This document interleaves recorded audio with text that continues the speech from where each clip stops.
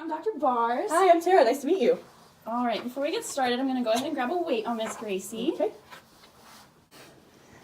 Okay, so she weighs 25.8 pounds, which is a little on the heavier side for a domestic short hair cat, and it's more than she weighed last year when she came in at 19 pounds. Okay.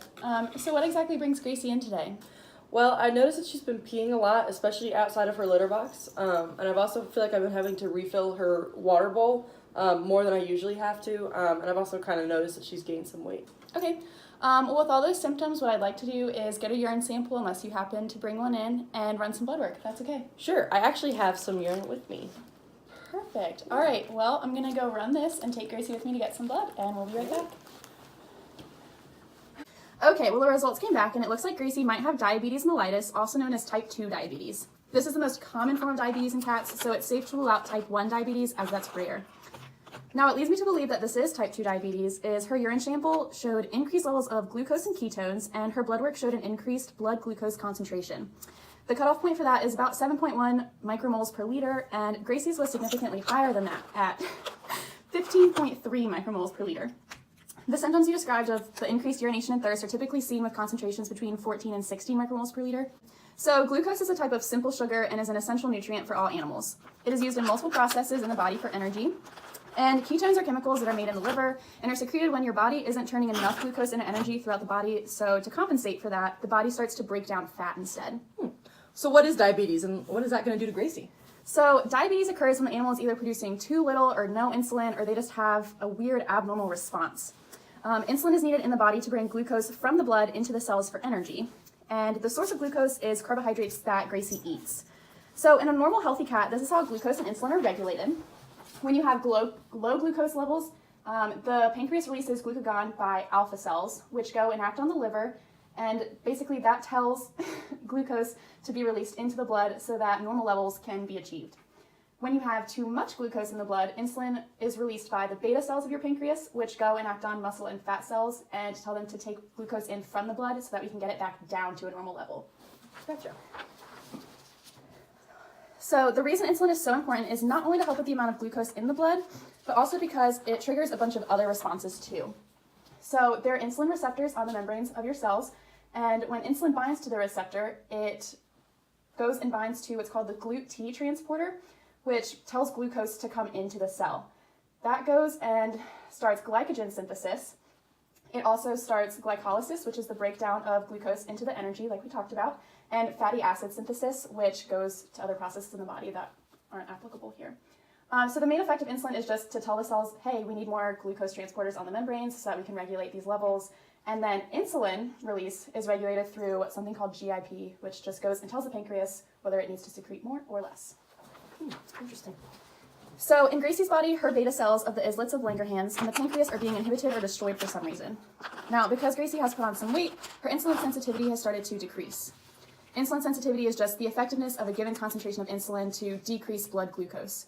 So if your insulin sensitivity decreases, then more insulin is needed to keep up with the glucose. Now, a reason for this decline sensitivity is obesity. Obesity can cause insulin resistance through changes in adipose-secreted hormones, otherwise known as adipokine. Adiponectin, a type of adipokine, affects the liver, skeletal muscles, pancreatic islets like the beta cells, and adipose tissue itself. The reason adiponectin is important is because it increases insulin sensitivity. However, concentration of this is going to decrease as your cat gains weight, which is going to cause a decrease in insulin sensitivity.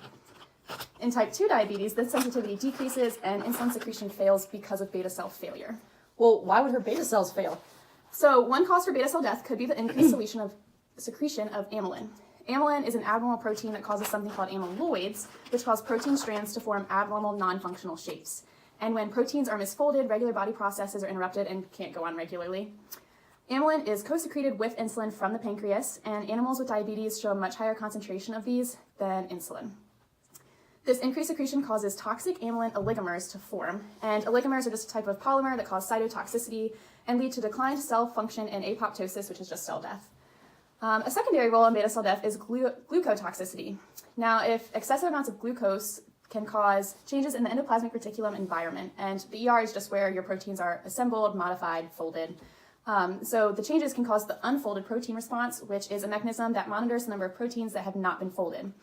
This can cause the trigger of apoptosis if the number of proteins is too high. So basically, the beta cells are being destroyed prematurely before they even get the chance to fold, and your body basically just thinks that they don't need excess beta cells, so it gets rid of them before they can actually become functional. Now, I know that was a lot of information and a lot to take in, so this is just a flowchart explaining all the reasons I just said about what could be causing her type 2 diabetes. Awesome, thank you. Wow, that is a lot of information. What can I do to help fix this issue? Is it fatal? It may be easier to understand the treatments I'm about to go over if I have the supplies in front of me, so let me go grab her insulin and food, and I will be right back. Okay, so we put in Gracie on some insulin, and I also recommend putting her on this special diet as well. Basically, this diet is designed for pets with this condition. It's a low carbohydrate and high protein diet that's available here at the clinic, so you can take some home with you today. This just helps with the regulation of glucose and will help with losing weight as well. Daily exercise is recommended. I know it can be hard to get cats to exercise, but losing some of this excess weight is going to help in the end ultimately, because obesity is a significant risk factor, and getting her to her optimal weight is in her best interest. Okay, so how do I give these shots? Okay, so some key points when giving some insulin shots. First, you have to make sure that you've drawn up the correct amount. So just draw it up. We've marked it with a line. Just go to there. And then what you're going to do is just pinch up a little bit of skin in between her shoulder blades. Inject the needle in, draw back a little bit. Make sure you see an air bubble. That way you know you haven't gone too deep, but you know that you're in. And then just push down, kind of massage a little bit, and then you're good to go. Okay. The needle's really short, so it should go okay. Gotcha. You want to make sure that you store this in the fridge until it's needed. And we do want to keep an eye on Gracie when we give insulin, because we want to make sure we're not over or underdosing her. Common signs if we are giving the wrong dose are weakness, tremors, seizures, loss of appetite, or just seeming like she's staring into space, like she's just not there. Gotcha. So do we need to come here for any like follow-up visits or anything like that? I recommend regular checkups about biannually, just to do more blood and urine tests to check her levels. Over time, as her weight fluctuates and changes are made through her insulin and everything, we might have to make adjustments to her dosage. So one way to check and see if this has to be made is by having her come back in for what we call a glucose curve. And this is just the morning of that you bring her in, you give her insulin regularly, breakfast regularly, and then she stays with us throughout the day. And every 2 hours, we're going to check her blood glucose concentrations. And if it's too high or too low, we're just going to adjust accordingly to make sure she's getting the right amount. Okay. So what happens if any of this isn't taken care of? So if we don't get this under control as soon as possible, she is going to start losing weight, even though she has gained a lot. Even though her appetite is increased. This is caused by the ketones that I mentioned earlier.